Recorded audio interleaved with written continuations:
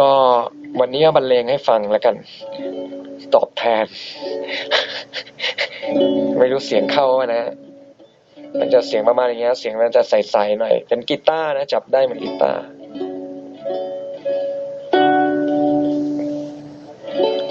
ก่อนนอนคืนนี้หากฟังเพลงนี้จะรู้ว่าใจฉันคิดถึงเธอและในคืนนี้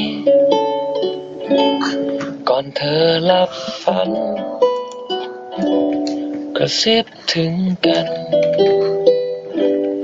ว่าฉันรักเธอและคิดถึงแต่เธอฉันรักเพียงแค่เธอเลยส่งความรักความห่วงใยล่องลอยไปตามเสียงเพลงขอจงฝันดี